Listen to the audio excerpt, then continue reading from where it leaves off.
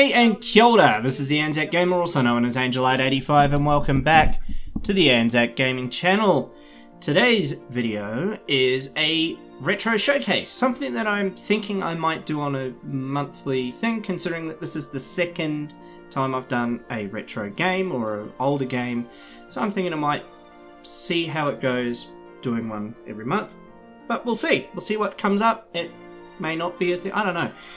Anyway, the game today is Loom. Loom is a point-and-click adventure game released May 1990 to DOS, Mac, Amiga, and Atari, with a talkie release in 1992.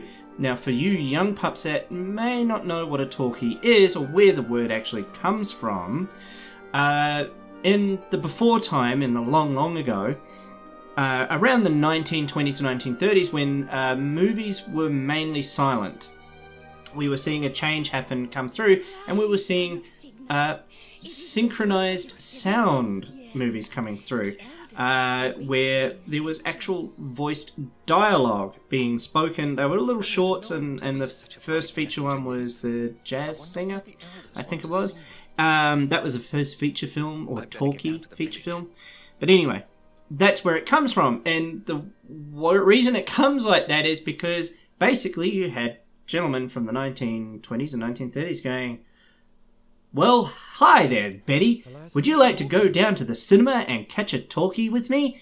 "I would love to, Frank." Anyway, that's where talkies come from. Anyway, so the game was developed and published by Lucasfilms Games, and I mean, yes, that Lucasfilms, the same Lucasfilms that introduced us to a lovely set of characters in a lovely universe in a galaxy far away, Star Wars. Same guys. Anyway, it was also led by a gentleman by the name of Brian Moriarty. It was the fourth game to use the Scum Adventure Game Engine, and that is Scum spelt SCUMM, which stands for Script Creation Utility for Maniac Mansion. Loom holds a 9 out of 10 on Steam and a 4.4 out of 5 on GOG.com, and is available for purchase from both platforms. Loom also has a half-hour audio drama that you don't actually have to listen to I don't even think my version of Loom has it. But anyway, it gives you a background of everything leading up to the game. And that same half-hour audio drama, the voice actors in that also were the voice actors for the talkie version of the game. Now, the game is your standard point and click for the most part, as you can see by the footage in front of you, provided that... Anyway. But instead of finding items, you discover drafts. So, when I say instead of finding items, I mean as in you find things and you do the give, push, pull, take, talk to, open, close. So instead of that little thing that you would do there, in this one you learn drafts, which are a group of 4 musical notes that allow you to interact with things. The notes are played on using a distaff, a magical staff, which you pick up in the opening moments of the story, where you have, say, what have I got here? So things like ECED, and that is to open something. So you would play those notes and things would open. If you reversed those notes, so you would play DECE, the thing would close. So that's how that works. That's how that mechanic works. There are palindromes, one which I believe is the one where you pick up, you hit a bunch of owls in little holes of tree trunks, and they play the notes for basically night vision, where I think it's CDDC, and if you play that backwards it's still CDDC, so it's a palindrome. So you can't really do anything. It only works the one way, and that's the only way it works. Anyway, so a little bit of the personal history for me. I played this when I was about 6 or 7 years old, and I wasn't able to get very far in the game. But, you know, I was young. I wasn't, you know, this is all before the widespread use of the internet. I mean, the internet was still, I think, back then just basically a bulletin board system for the most part.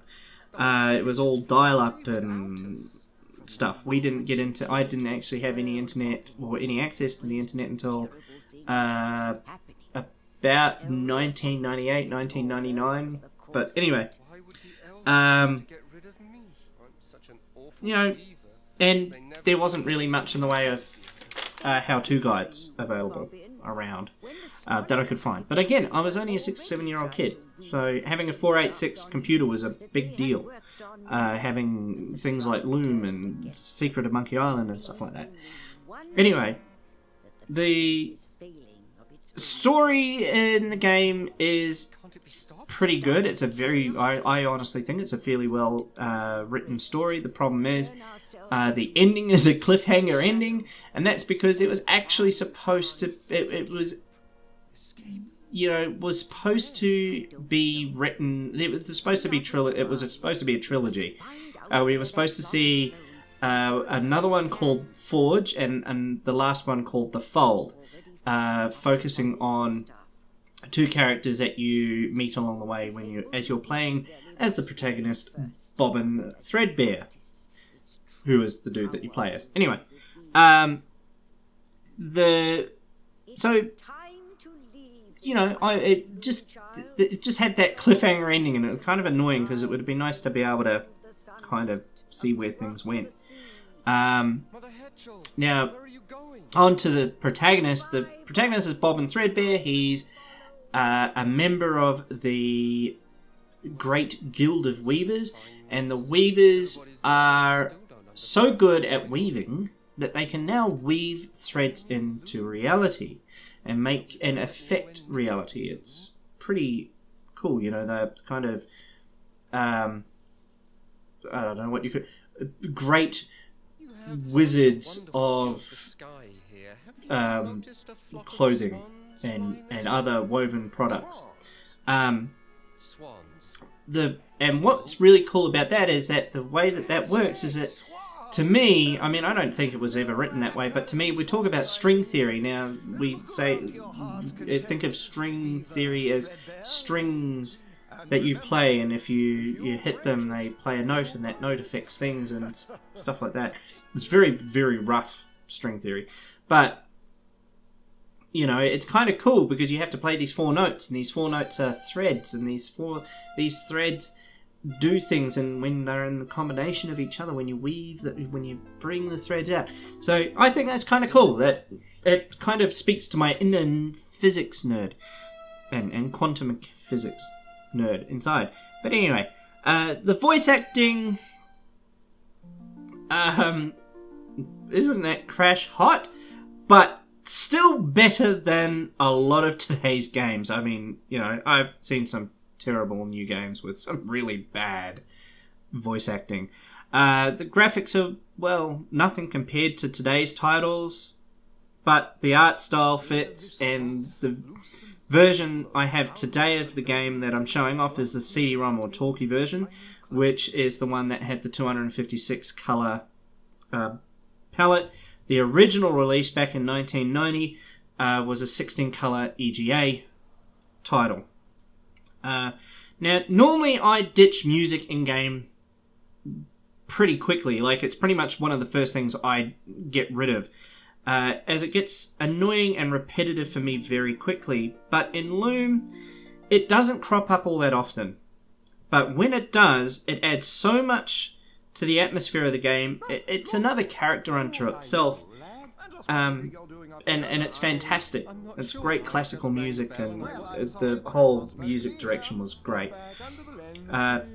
Overall, Loom may not be as good as, say, Monkey Island or Maniac Mansion or other games that came out doing that sort of thing. But I do think it does very much well deserve the 9 out of 10 and the 4.4 out of 5 ratings that it has on Steam and GOG respectively. But anyway, I've been the Anzac Gamer.